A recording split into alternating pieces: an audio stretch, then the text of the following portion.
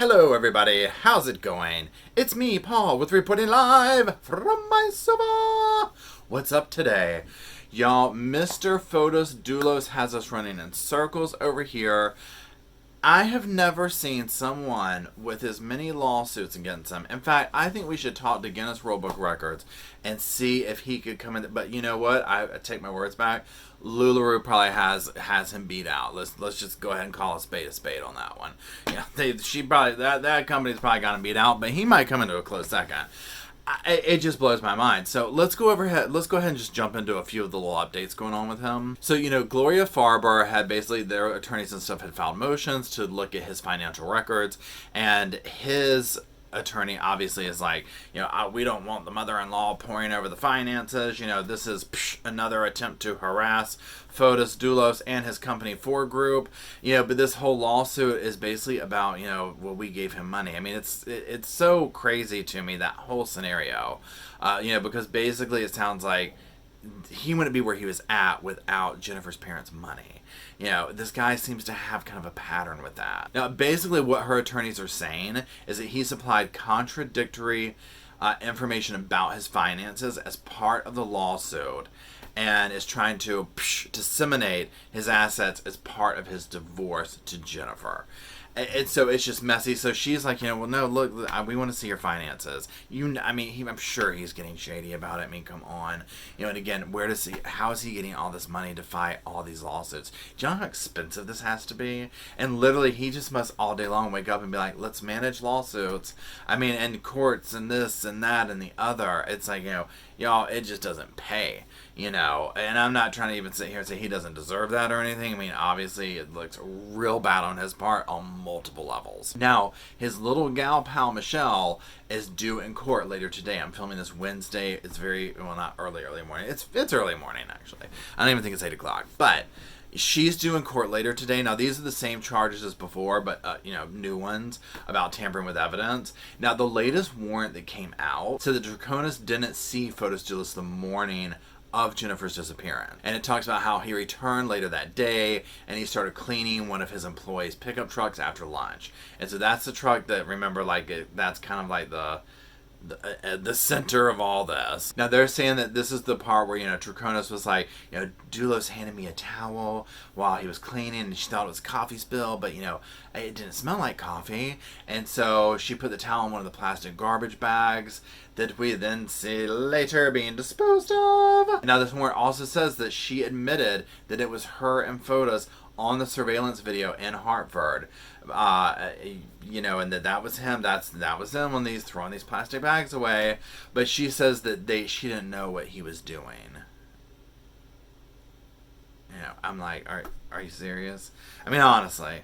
I'm just like, but this is what's going to take him down, in my opinion. She knows more, and she's being very careful. Remember, her mother, this is not her mother's first time at the rodeo. It ain't her first time at the rodeo, fellas.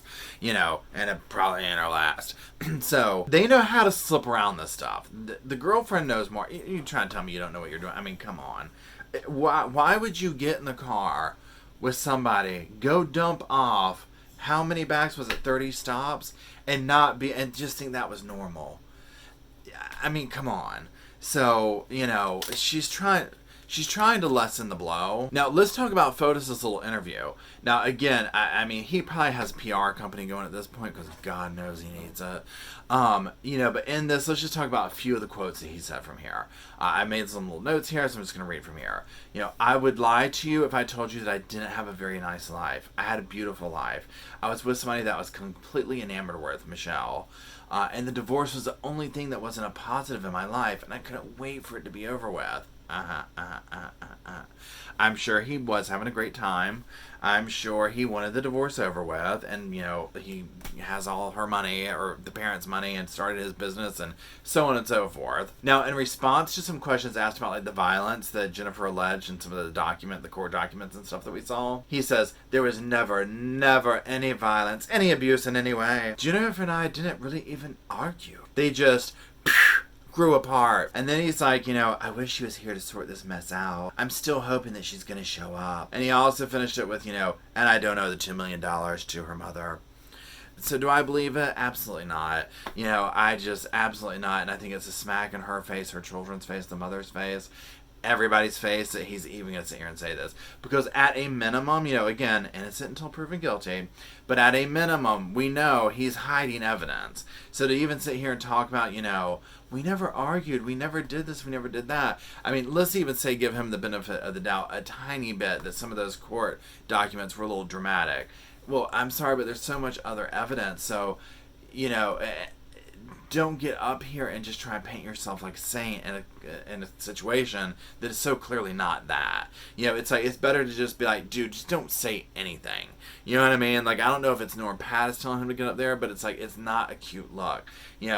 It's just not a cute look. And this whole thing of, well, let's pretend I didn't do anything, when your girlfriend's starting to sit here and say, well, the body was obviously in his car at some point. Well, he handed me something that had, I thought it was coffee, but I guess it was blood. I mean, you know what I'm saying? It just makes it look worse. I mean, they're going to bring, all this stuff's going to come out in court when he's charged with murder. So, we'll see. Again, obviously we all hope that this is something crazy and that Michelle and that Jennifer comes home to her children, to her mother, safe and sound, and can go on.